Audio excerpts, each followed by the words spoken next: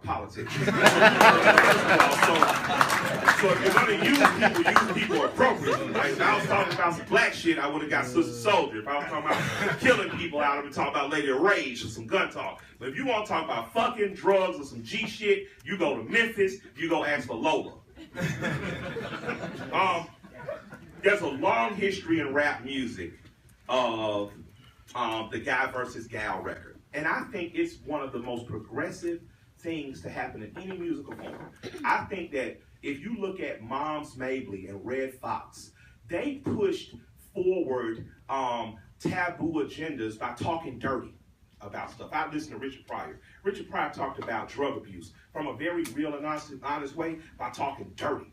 And a lot of times, stuff is guised better, it's disguised better when you do it as something dirty. So LP, the last record, he comes and he said, man, I got this idea.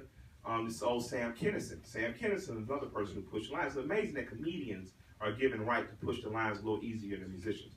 But Sam Kinison had a bit back in the day, he said, dick in your mouth all day. So when L said that, I was like, man, this white man lost his motherfucker.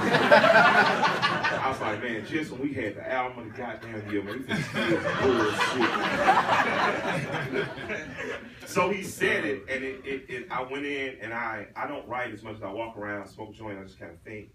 And this time came out reminiscing it on my time of innocence, when we drank that Hennessy, ate on lamb and venison, face butt you and your kids. I was talking about a woman that was not my wife at the time, and I was not married, because my wife called me on that.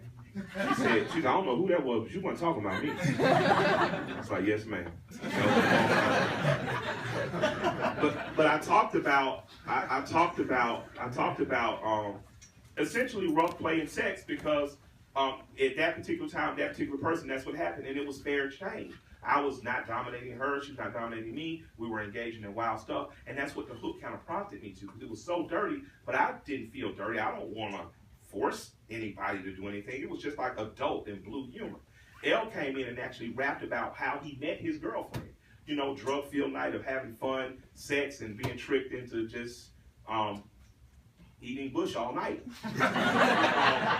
And then after we were finished, we were like, wow, this is pretty ill, but it feels like it could be it felt like it's not complete. You know what I mean? So I remember when my wife, as I was walking out the room, she said, hey, I said, yeah, she said, y'all got to put a girl on this record to make it the real record. I was like, yeah, I know. I said, but we ain't got the time. L said, well, we ain't got time, man. They got to turn it in tomorrow. We'll turn it in. Then L went home, and his girlfriend said, yo, you need to put a girl on that record. And then it became the idea of the year. So he came like, yo, I think we need to put a girl on It's amazing the influence of women. So Emily, who's his girlfriend, and Shay, who's my wife, I give the credit. They were smart enough to know the record wasn't complete, because the record that we wanted to make and that it ended up becoming was a record much like Trina versus Trick Daddy, You Don't Know Now. And it was more like Two Live Crew, guys versus gals. You know, it became an adult blue humor record that asserted, you know, well, I'm the king of it, I'm the king, I'm the queen of it. And then so I said, man, I know someone we could get. And he was like, who? I was like, Gangsta Boo or Trina. Trina is down in Miami. Boo answered her phone quicker. Boo came through. Boo laid a verse that shamed the shit out of me and L. I mean, her verse was so filthy. I was like, lick your butt. And after she made us look like two little boys, the song was perfect. You know what I mean? And Boo is respected as a contemporary. Boo is respected as an equal. And Boo got on that record and wiped our ass clean. She really did. And I'm proud of her for it. So it was about fucking, because, you know, artists often talk about perversion and fucking because that's not something we can talk about in the middle of lunch a lot of times. A lot of times, the first thing that artists draw are sexual parts of the body because that's what's kept from us, you know? When you're a young artist and you're doodling, you're doodling stuff you're not supposed to doodle, dicks and tits. Dicks and tits. Remember that on Superbad? You just drawing dicks.